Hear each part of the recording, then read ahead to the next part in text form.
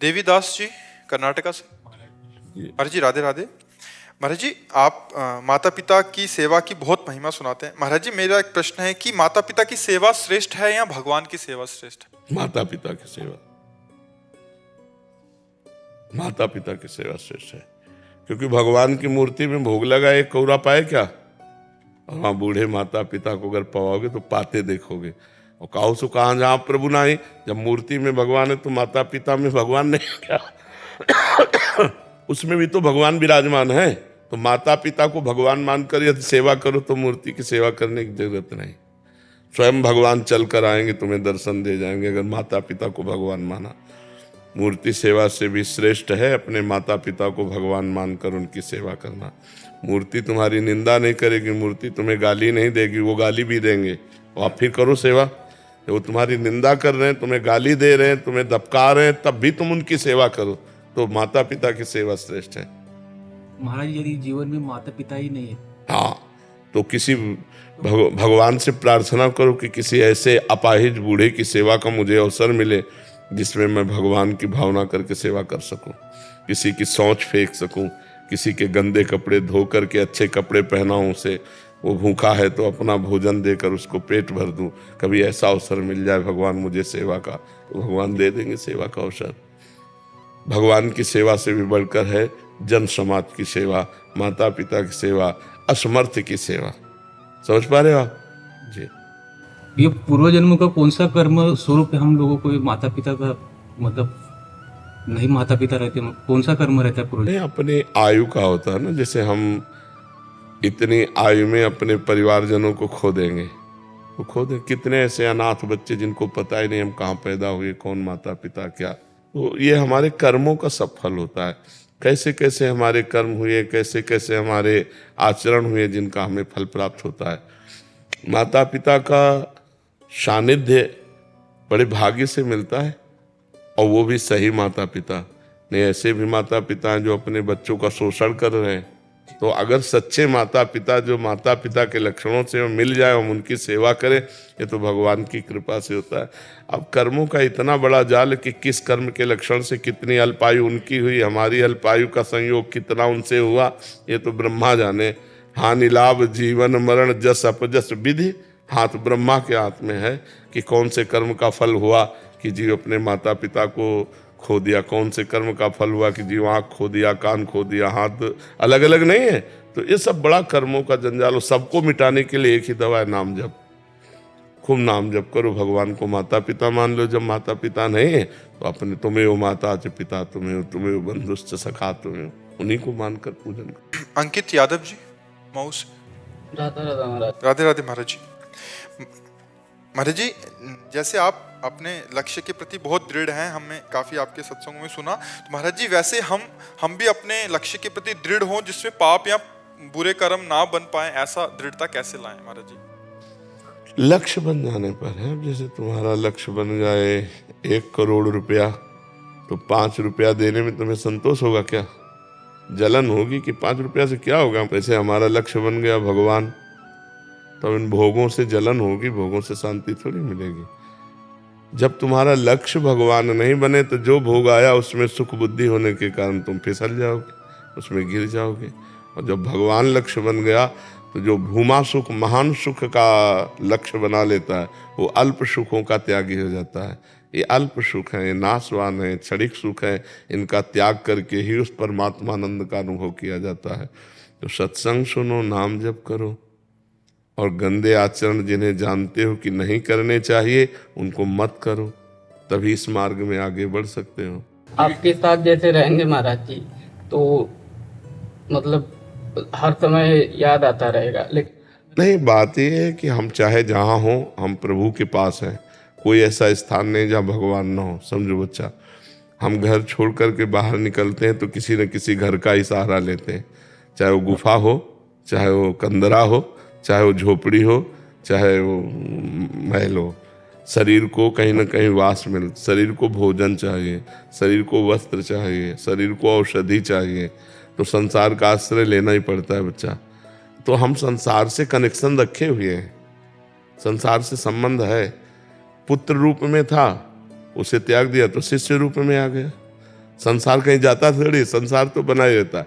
हमको संसार में रहते हुए भगवान का भजन करना है, तो भजन हो सकता है। नहीं आप हमारे पास आ जाओ तो भी भजन नहीं बनेगा। वहाँ से तुम्हें यहाँ का चिंतन होगा, यहाँ से तुम्हें वो घर का चिंतन होगा। वहाँ हो तो वृंदावन का चिंतन हो रहा है, बढ़िया है। वहाँ से भगवत चिंतन हो रहा है, ये बढ़िया बात है। यहाँ से घर का चिंतन हो, ये घटिया बात है। तो नाम जप करो, माता पिता की सेवा करो और पढ़ लिख करके धन कमाओ, परिवार का पोषण करो, पूरी जिंदगी जो है परमार्थ में लगा दो, इसी से भगवत प्राप्ति होती है। ये थोड़ी कि घर बार छोड़ करके हम कहीं कोने में बैठ जाए तो परमात्मा चिंतन करके परमात्मा प्राप्ति कर लेंगे, ऐसा नहीं। सब संत महात्माओं को लगना पड़ता है संसार में। जो तुमने भजन किया, जो तुम ज्ञान प्राप्त किए, दूसरों को दो, फिर यहाँ से जाओ। क्योंकि भिक्षा पाई है, वस्त्र पाया है, शरीर का पोषण हुआ है, तो चलो टहल टहल करके सबको पुण्य अपने प्रदान करो, भजन प्रदान करो। देखो संत महात्मा नहीं करते ऐसा। महाराज जी घर में रहते हुए यहाँ के जैसे जो चिंतन यहाँ रहे बने, और ये कैसे महाराज? हमको तो यही लगता है कि अगर भजन करना है तो गृहस्थी में रह के बहुत बढ़िया भजन होता है। उसमें कोई जान नहीं पाता, और अब मेहनत करे, माता पिता की सेवा करे, परिवार की सेवा करे, और राधा राधा जपे, कोई परेशानी थोड़ी। बाबा जी बनने के लिए बहुत बड़ा संघर्ष है बच्चा। ऐसे ही मान लो खाए पिए ऐसे घूमे, वो बात अलग है, लेकिन वो ईमानदारी से संत बनने के लिए पूरे जीवन की लड़ाई है, पूरे जीवन की लड़ाई। कहीं भी चूक हो गई तो गिर गया धम्म से, ऐसा समझो। 50 वर्ष ब्रह्मचारी रहा, 5 मिनट व्यभिचार कर लिया, गया पूरे 50 वर्ष का ब्रह्मचर्य गया। अब आज कलयुग चल रहा है, इसमें ब्रह्मचर्य धारण करना, इसमें पवित्र जीवन रहना, समाज में रहते हुए भी समाज से असंग रहना। जैसे जल में कमल का फूल होता है ना, उसी में पैदा होता है, उसी में रहता है, लेकिन असंग रहता है। ऐसे संत महात्मा होते हैं। संत बनना बहुत कठिन है। हम तो कहेंगे कि घर में रह करके माता पिता परिवार की सेवा करते हुए भजन करो, बहुत अच्छा है। ये कलिकाल है, जैसे जैसे बढ़ता जा रहा है वैसे वैसे साधुता का पालन करना बहुत कठिन है। साधुता का भेष तो कोई बात नहीं, बना लेने में कोई देर नहीं लगती, लेकिन साधुता का पालन करना बहुत कठिन है। संतत्व का पालन करना, अपने गुरु परंपरागत आचरणों का पालन करना बहुत कठिन है। इसलिए घर गृहस्थी में रह के भजन करो। आप कभी कर्मों का जब खेल बताते हैं, कर्मों का जब पूरा चक्कर बताते हैं, तो भयभीत हो जाता है मन की। छोटी छोटी बातों से ही अगर किसी का दिल दुखाया या किसी को हमारे द्वारा ऐसा आचरण हो गया तो उसका हमें भोगना पड़ेगा महाराज जी। पर महाराज जी कभी कभी दूसरे पक्ष में देखा जाता है कि कोई बहुत बुरे आचरण कर रहा है और वो बहुत बाहरी उससे देखा जा रहा है कि वो बहुत धन संपदा और कुछ समय के लिए, जैसे उसका रहस्य जो नहीं जानते वो नहीं समझ पाते। जैसे पुण्य अधिक है, पाप कम है, तो हमें पहले पाप भोगाया जाएगा। ये हमारे सृष्टि भागवतिक विधान में है। पहले पाप भोगवाया जाएगा, और जहां ये खत्म हुआ तो पीछे का पुण्य और अभी का पुण्य प्रकाश ही प्रकाश, आनंद ही आनंद, कभी दुख नहीं भोगना पड़ेगा आगे। हाँ, और जिसका पाप अधिक होता है और पुण्य थोड़ा होता है तो पहले उसे पुण्य भोगाया जाएगा। अब वो पाप करते हुए भी आनंदित है, पाप करते हुए भी सुरक्षित है, पाप करते हुए भी बहुत स्वस्थ है, सब उसकी अनुकूलता है। और जहां उसका वो पुण्य खत्म हुआ और वर्तमान का पाप और पूर्व का पाप लगा, विध्वंस हो जाएगा, मिट्टी में मिल जाएगा, किसी काम का नहीं रहेगा। ये रहस्य, हाँ, आंतरिक ये रहस्य है। देखो महाराज नृग ने इतना दान किया कि दानियों में सर्वश्रेष्ठ नाम पड़ा। उनसे थोड़ा सा पाप बन गया, गाय जो दान न लेने वाले ब्राह्मण की गाय गौशाला आ गई और उन्होंने दान में दे दिया। अब वो वापस नहीं दे रहा था, वो वापस ले नहीं रहा था, और गौएं, बस इतने अपराध के। तो वहां पूछा गया कि आप अपने आप का थोड़ा सा पाप है, आपको भोगना पड़ेगा, तो आप पहले पाप भोगिए क्योंकि थोड़ा है। तो उनका जिसो तुरंत गिरगिट बन के द्वारिका में कुएं में पड़े थे, और पुण्य का महान फल कि भगवान श्री कृष्ण के हाथ से उनका उद्धार हुआ और वो अपने स्वरूप को चले गए। तो ये जो पापी लोग हैं बहुत सुखी दिखाई देते हैं, इनका पूर्व का पुण्य जो थोड़ा है उसको नष्ट किया जाता है, और जब ये नष्ट हुआ तो देख लो ऐसे परिवार हैं कि विध्वंस हो गए, देखा गया। हाँ, वो नष्ट हो जाता है। जब पाप का परिणाम आएगा तो नष्ट हो जाएगा। बड़े बड़े संतों को कष्ट में देखा जाता है, क्यों? उनके थोड़े पाप हैं, भोग कर वो भगवान को प्राप्त होंगे। कुंवर जी जो भजन कर रहे हैं वो उनमें काफी प्रश्न भी आते हैं ऐसे, तो फिर तो पूर्व का जो पाप है वो उसको कष्ट दे रहा है। और जहाँ ये पूर्व का पाप नष्ट हुआ और पुण्य पुण्य का मिलान हुआ, प्रकाश हो जाएगा, आनंदित हो जाएगा। इस विधान को संसारी लोग जानते नहीं, तो कहते ज़्यादा धर्म कर्म करोगे तो दुख ही भोगोगे, ज़्यादा भजन करोगे तो दुख भोगोगे, क्योंकि पाप करने वाले सुखी हो रहे। ऐसा नहीं, पाप करने वाले के पास तो कुछ बच ही नहीं जाता, फिर पुण्य नष्ट हो। तभी तो किसी काम का नहीं रहता कि यहाँ का सब कुछ नष्ट हो जाएगा, इसके बाद नाली का कीड़ा बनेगा कि भूत बनेगा कि प्रेत बनेगा, क्या बनेगा कोई परिणाम का पता नहीं। वो तो कष्ट ही कष्ट है आगे। बस आगे कष्ट है, इसीलिए तो शास्त्र में भरा पड़ा हुआ कि होश में हो जाओ, होश में, नहीं तो फिर भोगना ही भोगना पड़ेगा। नरक जाओ, फिर अन्य योनियों में जाओ, उसमें भी बड़ा कष्ट। अब मनुष्य शरीर में तो कहीं पीड़ा है तो हम वैद्य डॉक्टर से मिल सकते हैं, लेकिन सुअर कुत्ता बनने पर अरे जिंदा जला के लोग खा रहे हैं, हाथ पैर बांध दिए ऐसे ही लकड़ी में, नीचे से आग लगा दी, धीरे धीरे पक रहा है और उसे खा रहे हैं लोग। बड़ा पाप कर्म करते हैं, पाप कर्म का फल बहुत दुखमय होता है। अब मान लो इस समय हम सुधार में चल रहे हैं, लेकिन पीछे बुरा किया तो भोगना पड़ेगा। तभी लोग कहते हैं अरे बताओ इतने बड़े साधु, इनको कैंसर हो गया, तो भोगना पड़ेगा ना। पूर्व में कर्म किए, अवश्य में भोक्तव्यम कृतम कर्म शुभाशुभम। इसलिए डरो, पाप कर्म मत करो, अच्छे कर्म करो, नाम जप करो, दूसरों का हित करो, इसी में मंगल हो जाएगा। ऐश्वर्या जी मथुरा से। राधे राधे महाराज जी।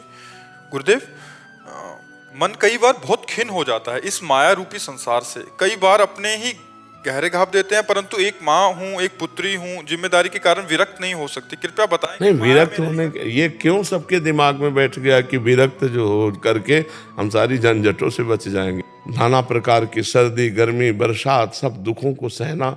लोग उपहास कर रहे हैं, लोग अपमान कर रहे हैं, उसको भी सहना है। ये संत का जो मार्ग है बहुत कठिन मार्ग है। ये थोड़ी कि हम संत बन गए तो लोगों को ऐसा लगता है संत बनना बहुत कठिन बात है, बहुत कठिन। माया से कैसे दूर? अरे ये माया है, देखो ये माया, ये शरीर माया है, मन माया है, बुद्धि माया है, चित्त माया है, अहंकार माया, अंदर बाहर माया ही माया है। माया कोई गलत नहीं है। जब हम इसका गलत प्रयोग करते हैं तो गलत है। देखो हमारी वाणी है, इससे हम राम कृष्ण बोल रहे हैं या किसी को गाली दे दें तो गाली देना माया में फंसना, राम कृष्ण बोलना भक्ति में है। ये शरीर है, हम दूसरों का उपकार करते हैं, धर्मपूर्वक चलते हैं तो यही माया हमारे हितकर है। और इसी से हम जब गलत करते हैं तो जेल और नरक भोगना पड़ता है। माया कोई बुरी वस्तु नहीं है। देखो क्या माया नहीं, माया हवा दे रही, माया माइक से आवाज जा रही, माया बुलवा रही। तो जब हम माया का दुरुपयोग करते हैं तो बुरी चीज है। नहीं, माया का सदुपयोग, अच्छा रुपया है, माया है ना, संत सेवा में लग गया। रुपया है, किसी बीमार की सेवा में लग गया, माता पिता की सेवा में लग गया, तो माया ही तो है ना। कितना बढ़िया जगह लग गई। अब वैश्यागमन में रुपया लग गया, शराब पीने में रुपया लग गया, पार्टीबाजी में रुपया लग गया, गलत। माया का गलत प्रयोग ना करो तो भगवान से माया मिला देगी। भगवान की तो माया है ना। आप हमें बताओ माया बुरी कहाँ है? जहां हम बुरे आचरण किए वही माया बुरी है, और बुरे आचरण छोड़ दो तो माया नाम की कोई चीज ही नहीं। भगवान ही भगवान है, कोई माया नहीं। बताओ कहाँ माया है? ये शरीर भगवान का रचा हुआ है, मन भगवान का रचा हुआ। अच्छे आचरण करो, माया नाम की चीज नहीं। लोग गंदे आचरण करते हैं और दोष दे देते हैं माया बहुत बुरी है, माया बहुत बुरी है। नहीं, माया बुरी नहीं यार, तुम बुरे हो, तुम बुरा आचरण करते हो। नहीं तो माया के पास दोनों डिपार्टमेंट है, अच्छे भी हैं और बुरे भी हैं। तो बुरे मत बनो, अच्छे बन जाओ। तो देखो तुम्हें ये कपड़ा है, ये कपड़ा ही तो है ना। तो क्या कपड़ा केवल पहन लेने मात्र से माया मुक्त हो जाएंगे क्या? ये भी तो माया है, ये भी कपड़ा भी तो माया है। बात समझना है। अब हम अच्छे कपड़े पहन करके भगवान के अच्छे मार्ग में चल रहे हैं तो नमस्कार। वही कपड़े पहन करके पाखंड करने लगो तो पिटोगे, निंदा होगी। तो हमें समझना है कि दो मार्ग हैं, एक गलत मार्ग, एक सही मार्ग। सही मार्ग में चलो तो माया माँ की तरह सहयोग करके भगवान के पास पहुंचा देगी, और गलत कार्य करोगे तो माया जो है वो तुम्हारे ऊपर शासन करके तुम्हें नरक और नाना प्रकार के दुखों में फंसा देगी। तो जिन लोगों का ऐसा मानना है कि यार सब झंझट से मुक्त होकर बाबा जी बन जाओ, वो कायर है। नहीं, ऐसा नहीं। बाबागिरी बहुत मेहनत का काम है। हम कह रहे हैं 5 मिनट आप बाबागिरी वाला काम करो।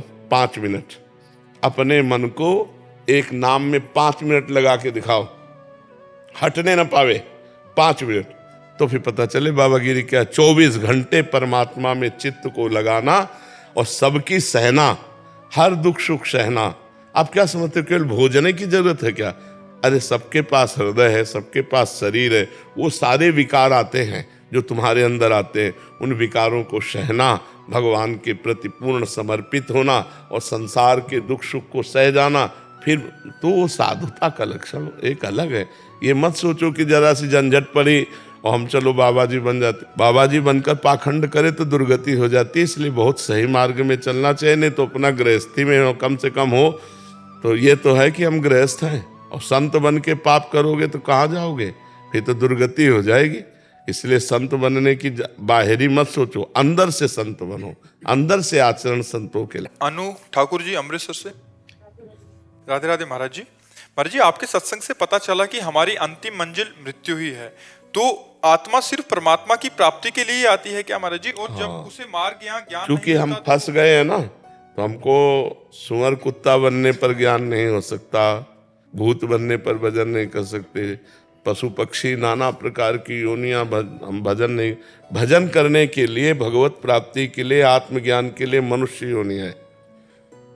मनुष्य योनि के द्वारा ही हम परमात्मा प्राप्ति कर सकते हैं, दूसरा कोई मार्ग नहीं। तो भगवान ने कृपा करके हमको मनुष्य देह दी है कि हम अपने सतमार्ग में चलकर भगवान को प्राप्त कर लें। तो यहाँ आकर हम भूल जाते हैं सतमार्ग। भाई कमा रहे हैं, अपने परिवार के साथ खुश हैं, खा पी रहे हैं, इसलिए आप थोड़ी आए हो। आप तो आए हो कि अपने धर्म का निरपेक्ष होकर पालन करो, भगवान की प्राप्ति करो। तो ये लक्ष्य तो जल्दी समझ में आता नहीं है। अब परिवार के मोह में, संसार के राग में, अभी सोचो कितना संघर्ष है मनुष्य जीवन में। आज आप स्वस्थ हो, आपका दिमाग काम कर रहा है, आपके नेत्र काम कर रहे हैं, आप कान से सुन सकते हो, तो आप अपना उद्धार कर लो। नहीं, कल मनुष्य शरीर में ही ऐसी समस्या आ सकती है कि आप भजन नहीं कर पाओगे। जब शरीर में पीड़ा होती है तो शरीर का चिंतन होता है, भगवान का चिंतन नहीं होता। कोई घटना घट जाए तो उसी का चिंतन होता है, भगवान का चिंतन नहीं होता। यावत स्वस्थमिदम कलेवरम यावच्च दूरे जरा, जब तक बुढ़ापा दूर है, शरीर स्वस्थ है, कोई दुर्घटना नहीं घट रही, तब तक भजन कर लो। नहीं, किसी के साथ भी घट सकती है। ये बड़ा जीवन संघर्षमय है, बड़ा संघर्षमय है। तो कैसी कैसी परिस्थितियां संसार में आनी है, इन्हीं से मुक्त होने के लिए हमें नाम जप, भगवान का आश्रय और धर्म से चलो। बख्शेंगे नहीं भगवान, इतनी बात समझ लो। अवश्य में वो भोक्तव्यम कृतम कर्म शुभाशुभम। यदि तुम पाप कर्म करोगे तो चाहे जितना दान पुण्य कर लो, वो एक डिपार्टमेंट हो गया। पाप कर्म तुम्हें दुख देगा, तुम्हें भोगना पड़ेगा। तो हम भजन करके इतना साहस प्राप्त कर लें, इतना ज्ञान प्राप्त कर लें कि दुख हमें परास्त न कर पावे। मनुष्य जीवन बड़ा दुखमय है। निकल जाओ तो निकल जाओ, नहीं फिर गए 84 लाख योनियों में। यही थोड़ी कि अब अगली बार फिर मनुष्य बनोगे, पता नहीं क्या बनना पड़े। सुप्रिया जी असम से। राधे राधे राधे राधे। महाराज जी, आपके चरणों में कोटि कोटि प्रणाम। महाराज जी, मैं केवल बाहरी नियमों में ना फंसी रह जाऊं, इसलिए पूछ रही हूँ कि सच में आध्यात्मिक रूप से आगे बढ़ रही हूँ, इसको मैं कैसे पहचानूं? जब भोग वासनाएं कम होने लगे, जब कोई गाली दे हमें बुरा कम लगे, जब कोई सम्मान दे अच्छा ना लगे, किसी से मोह ना रह जाए, किसी भी भोग सामग्री की उपस्थिति में भोगने की इच्छा ना हो, सुख दुख में समान भाव होने लगे, तो जान लेना कि हमारा अध्यात्म बढ़ रहा है, हम अध्यात्म की उन्नति को प्राप्त हो रहे हैं। अगर ये लक्षण नहीं है तो अध्यात्म की उन्नति नहीं है। हमारा भजन ठीक चल रहा है, इसकी हमारे अंदर पहचान है कि हमें मान अच्छा नहीं लगता, किसी से मोह नहीं है, कोई भोग की नवीन भोग भोगने की इच्छा नहीं है, भोगों के सानिध्य से हमारे अंदर कोई हलचल नहीं है, सुख दुख में समान भाव है, निरंतर भगवान की स्मृति में डूबा हुआ है। ये है परमार्थ की उन्नति के लक्षण। सांसारिक होने से मोह कैसे छूटे? भजन में सब सामर्थ है, भजन करो सब ठीक हो जाएगा। एक है साधे सब सधे और सब साधे सब जाए। एक पकड़ लो, जो गुरु जी ने नाम दिया वो नाम निरंतर जपो। प्रत्येक कवल में भोजन पाने से जैसे क्षुधा निवृत्ति, तुष्टि और पुष्टि होती है, लेकिन जब पेट भर जाता है तब समझ में आता है ऐसे ही भजन प्रत्येक एक एक नाम में सामर्थ्य है। संसार से वैराग्य, भगवान से प्रेम और स्वरूप का बोध, ये एक एक नाम से होता है। पर जब कम से कम 18 घंटे भजन होने लगे, निरंतर भगवदाकार वृत्ति, तब समझ में आएगा।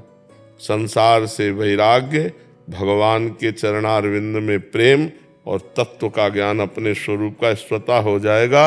आप केवल भजन करते रहो, पाप कर्म ना होने पावे और सतत भजन हो रहा है तो तत्वबोध अपने आप हो जाएगा। गुरु आज्ञा में रहे तो सब ठीक हो जाता है।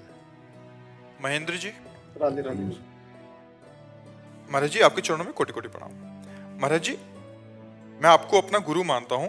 महाराज जी, आपकी कृपा से शांत और आनंदपूर्वक जिंदगी जी रहा हूँ। गुरुदेव भगवान, धर्म के पैसे का मोह और अपने बच्चों का मोह खत्म नहीं हो पा रहा। महाराज जी, इससे बाहर निकलने का अभी शांति का परिचय ही नहीं मिला। जैसे आपने कहा हम शांति और आनंद में जीवन जी रहे। शांति और आनंद में जीवन तो तत्व ज्ञानी जीता है। जिसको भगवान के तत्व का बोध हो गया है वही शांत हो जाता है। श्रद्धावान लभते ज्ञानम तत्परा संयतेन्द्रिया, ज्ञानम लब्ध्वा पराम शांति मचिरेणादि गच्छति। जो श्रद्धावान पुरुष है वो शास्त्र का ज्ञान जब प्राप्त करता है तो अपनी इंद्रियों पर विजय प्राप्त करता है। संयतेन्द्रिया, इंद्रिय विजयी होता है। और जो इंद्रिय विजयी होता है उसे जो ज्ञान प्राप्त होता है वो परम शांति को प्राप्त होता है। आनंद भगवान का स्वरूप है, शांति भगवान का स्वरूप है। शांताकारम, भगवान शांत है, भगवान आनंद में है। तो यदि आप शांत है और आनंद है तो आपकी स्थिति भगवान में होनी चाहिए। रुपया, पैसा, घर गृहस्थी, परिवार, ये अशांत स्थिति है। अगर हम रुपये में प्रेम करते हैं तो हमारा चित्त अशांत रहेगा। यदि हम जननी जनक बंधु सुत दारा तन धन धाम सुहृद परिवारा, इनमें प्रेम करते हैं तो हमारा मन अशांत रहेगा। तो जिसने भी प्रश्न किया, किसने प्रश्न किया, तो जो आपने कहा मैं बहुत शांत और आनंद हूँ, तो शांत और आनंद नहीं, भोगों का सुख देख करके, भोगानंद को देख करके आप शांति महसूस कर रहे हैं नहीं। जब शांति होगी तो सब धन नष्ट हो जाए, सब परिवार के जन पधार जाए तो भी आपके हृदय में कोई फर्क नहीं पड़ेगा। इसे शांति कहते हैं। तो इसलिए नाम जप करो, नाम जप भगवान का और संतों का संग, उनकी वाणी सुनो और गीता और भागवत ऐसे शास्त्रों का स्वाध्याय करो। और इसका नाम मृत्यु लोक है, ये याद रखो। यहाँ सब मरेंगे, चाहे जितना प्रिय अपना शरीर हो या प्रिय दूसरा शरीर हो, इनको मरना पड़ेगा। अब कब मरेंगे इसकी कोई तिथि तारीख अपने को पता नहीं। इसलिए तैयार रहो हर समय कि कभी भी कोई बिछुड़ सकता है, यहाँ कभी भी कुछ हो सकता है। बहुत संकटपूर्ण देश में हम रह रहे हैं, इसका नाम मृत्यु लोक है। यहाँ कुछ भी हो सकता है, कभी भी हो सकता है। इसलिए नाम जप न छूटने पावे।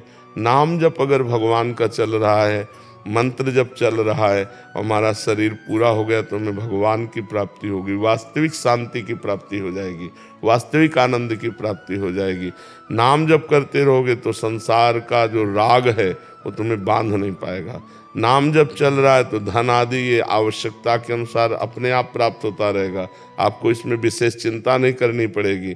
नाम जप हो रहा है तो आपके अंदर जो मोह है परिवार का वो भी धीरे धीरे नष्ट हो जाएगा। भजन के बिना कुछ नहीं होने वाला, इसलिए भजन करते रहो।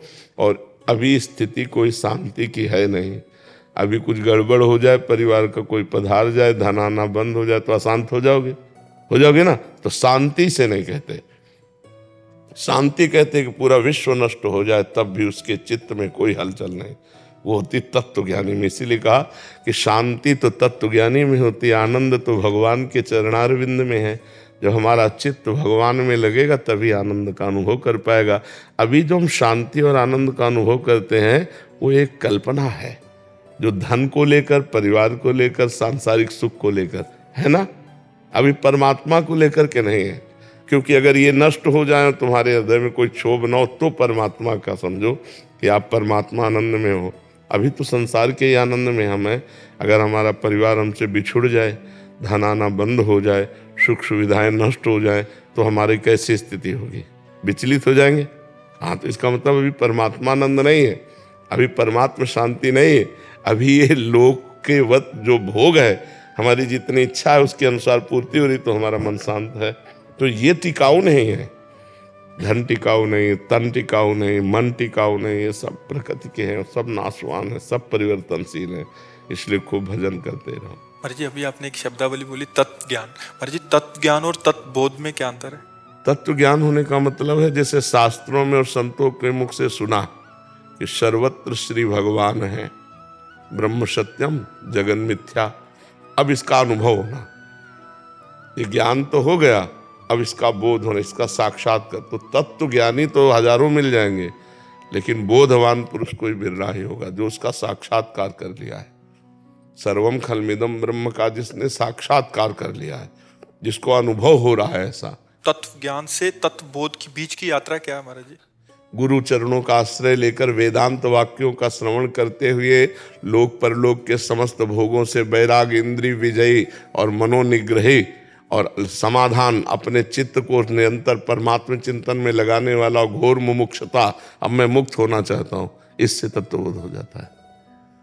बिना साधन चतुष्टय के तत्वबोध नहीं होता है। साधन चतुष्टय जब गुरु चरणों में रहकर साधना की जाती है तब फिर तत्वबोध होता है। तो बार बार वही बात का चिंतन हाँ, अन्य चिंतन त्यागी और तत्व चिंतन निरंतर, तभी भगवान कहते बहुनाम जन्मनावन्ते ज्ञानवान माम प्रपद्यते वासुदेवा सर्वमिति सा महात्मा सुदुर्लभा। ऐसा महात्मा मिलना बड़ा दुर्लभ है जो सर्वत्र भगवान वासुदेव का अनुभव करता है, सर्वत्र तत्व बोध किए हुए कि सर्वत्र वही विद्या विनय संपन्ने ब्राह्मणे गविहस्तनी सुनी चय सुपाके चा पंडिता समदर्शिना। वो विद्या विनय संपन्न ब्राह्मण में, गाय में, हाथी में, कुत्ते में, चांडाल में, सब में एक परमात्मा को देखता है। इनमें है केवल ऐसा नहीं, उसने अनुभव किया है, उसने अनुभव कर लिया, वो तत्व ज्ञान। बाहरी व्यवहार मतलब जैसा बाहरी व्यवहार तो जैसा होता है वैसा ही होगा। व्यवहार में समदर्शिना है, समवर्तिना थोड़ी, समदर्शिना है जी।